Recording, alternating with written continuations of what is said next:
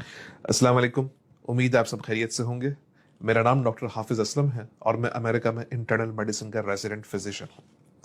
आज से 40 साल कबल 1981 की बात है कि अमेरिका के एक कस्बे में लोगों को एक स्किन की बीमारी मंजर आम पे आई। उसके कुछ अरसे बाद कुछ लोगों में एक इंतहाई डिफरेंट किस्म का नमूनिया मंजर आम पे आया और उसके बाद लोगों में मुख्तलिफ किस्म की प्रेजेंटेशंस आती रही जो किसी डॉक्टर की समझ में नहीं आ रही थी।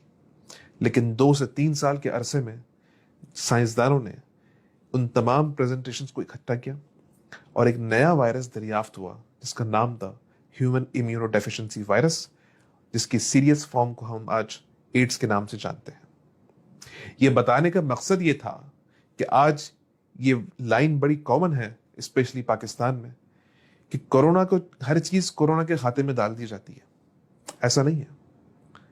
अगर किसी को अंडरलाइन कोई बीमारी मौजूद है, जैसे किसी को एज़मा है, किसी को हार्ट का मसला है, किसी को कोई और मसला है, अगर ये वायरस आपको इन्फेक्ट करेगा तो वो जो तमाम पुराने मसले हैं वो एग्जैसरबेट हो जाते हैं। बज़ाहिर तो ये लग रहा होता है कि यार ये तो मुझे वही हार्ट का मसला हुआ जो पहले भी हुआ था। नहीं, आपका जो पीछे कॉज है वो अब कोरोना वायरस है और जब तक कॉज ट्रीट नहीं होगा, आप प्रेजेंटेशन चाहे कुछ भी कर लें, वो ट्रीटमेंट नहीं हो पाएगी। दूसरी बात, जिस तरह एक दीन का मसला हो तो वो एक आलिम दीन से पूछा जाता है, जिस तरह एक फिजिक्स का मसला हो तो वो फिजिक्स के टीचर से पूछा जाएगा, जिस तरह आपके घर में नल का खराब हो जाए तो वो आके प्लम्बर ठीक करेगा, बिल्कुल उसी तरह होना यही चाहिए था कि ये मसला मेडिसिन का था तो उसे डॉक्टर ही से पूछा जाना चाहिए था। लेकिन अनफॉर्चुनेटली हमारे कुछ अपॉर्चुनिस्टिक यूट्यूबर्स ने सिर्फ पैसा कमाने के लिए कुछ ऐसी वीडियोस बनाई, ऐसी कॉन्स्पिरेसी थ्योरीज जनरेट की जिससे वो लोग तो पैसा कमा गए, लेकिन हमारा मुल्क इस वक्त एक इंतहाई मसले का शिकार हो चुका है।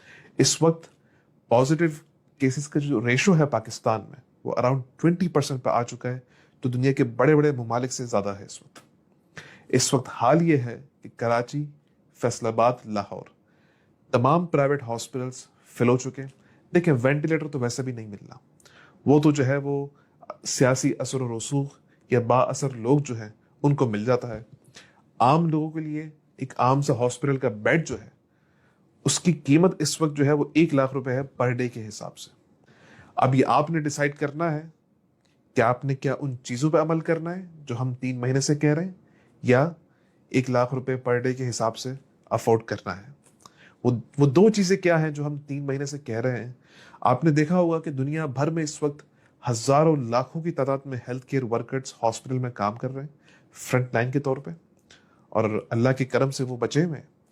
दुनियावी जराए देखें अगर आप, तो वो दो चीजें हैं, एक सर्जिकल मास्क पहनना और एक 6 फीट या 2 मीटर की सोशल डिस्टेंसिंग मेंटेन रखना।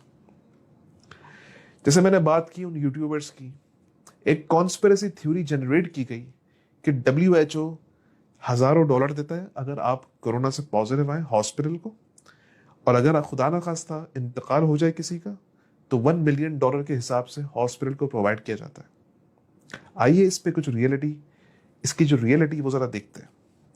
अमेरिका में एक बहुत बड़ी ऑर्गेनाइजेशन जिसके सैकड़ों की तादाद में हॉस्पिटल्स हैं, अभी कल ही मुझे बताया गया कि उसको तकरीबन पर डे $1 मिलियन का लॉस हो रहा है। उसकी वजह क्या? कि हॉस्पिटल जो जनरेट करता है पैसा वो सर्जरी से करता है, वो कार्डियक कैथेटराइजेशन से करता है, वो दूसरे प्रोसीजर से करता है, वो तो कुछ भी नहीं हो रहा है इस वक्त, तो हॉस्पिटल भी लॉस में। दूसरी बात, पंजाब में इस वक्त जो सैलरी मिली है वो कट लगा के मिली है, वो कम हुई है। तो कौन पैसा कमा रहा है भाई? कहां से आप ये लेके आ गए कि पैसा कमा रहा है? WHO तो खुद कंगाल हो चुका है, अमेरिका उसकी फंडिंग खत्म कर चुका। तो जरा सोचें कि आप क्या फैला रहे हैं। देखिए, इन कॉन्स्पिरेसी थ्योरीज से कोरोना वायरस का तो कुछ भी नहीं जा रहा, जाना अवाम का है और उस मुल्क का है। एक और बात हमसे पूछी गई कि मुझे लो ग्रेड फीवर हो रहा है, मुझे हाई ग्रेड फीवर हो रहा है, 1 घंटे के लिए फीवर हुआ है, तो क्या करें? देखिए, फी जमाना, अगर किसी को चाहे वो लो ग्रेड का फीवर हो, चाहे वो हाई ग्रेड का हो, चाहे वो 1 घंटे ही का फीवर क्यों ना हो, इस वक्त वो कोरोना वायरस है अनटिल और अनलेस प्रूवन अदरवाइज।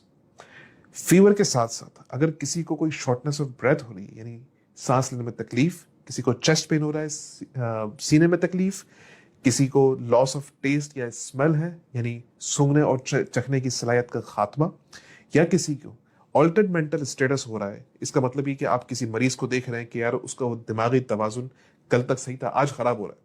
तो ये सारी निशानियां कोरोना वायरस की हैं। अब ये अलामत किसी में जाहिर हो गई तो अब क्या करें? अब एक केस ले लेते हैं कि कोई अफोर्ड नहीं कर सकता टेस्ट।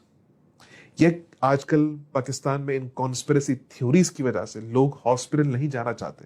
तो आप क्या करें? आप सिर्फ घर में अपने आप को आइसोलेट करें फॉर 14 डेज। बेहतर तो यही है कि टेस्टिंग करवाएं। अगर अफोर्डेबिलिटी नहीं है और अगर आप नहीं करवाना चाहते तो ये आपका पूरा पूरा राइट है, आप घर में 14 डेज के लिए अपने आप को आइसोलेट कर लें। अच्छा, घर में जब आप अपने आप को आइसोलेट करेंगे तो ये 5 काम आपने करने हैं। एक, कि अगर आपको कोई फीवर है या किसी और तरह का सिम्टम है तो आपने पैराडोल खानी है। दूसरा, अपने प्राइमरी केयर फिजिशियन से बराह रास्त डेली बेसिस पे कांटेक्ट में रहना है और उसे अपनी सिम्टम्स बताते रहना है। तीसरा, आपको फ्रीक्वेंट हैंड वॉशिंग करनी है। चौथा, जब आप अपने किसी फैमिली मेंबर से कांटेक्ट में आएंगे तो खुद भी मास्क पहनना है और फैमिली मेंबर को भी मास्क पहनना जरूरी है। पांचवी चीज, अपने आप को डेली बेसिस पे इन 3 चीजों के लिए इवेल्युएट जरूर करना है। वो 3 बुनियादी चीजें क्या है?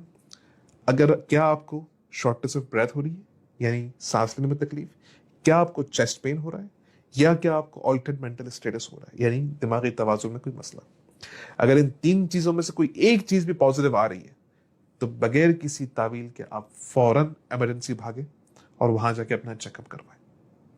अगर ये तीनों चीजें नहीं आ रही तो आप 10 दिन तक घर में रहें और उसके बाद रीवैल्यूएट करें अपने आप को कि आपको अगर 3 दिन तक कोई भी सिम्टम नहीं हुआ तो आप घर से बाहर जा सकते हैं मास्क पहन के और सोशल डिस्टेंसिंग करके। एक बात आजकल टेस्टिंग की जा रही है कि टेस्ट हर किसी का पॉजिटिव आ रहा है, या जिसको अलामात हैं उसका भी नेगेटिव आ रहा है, या वो लोग जो कोरोना वायरस से सेहतियाब हो चुके हैं उनका फिर से पॉजिटिव आ रहा है। तो देखें, ये बीमारी अभी इवॉल्व हो रही है, इसकी टेस्टिंग किट्स भी नई है, उनमें बहुत सारे मसले मसाइल मौजूद हैं।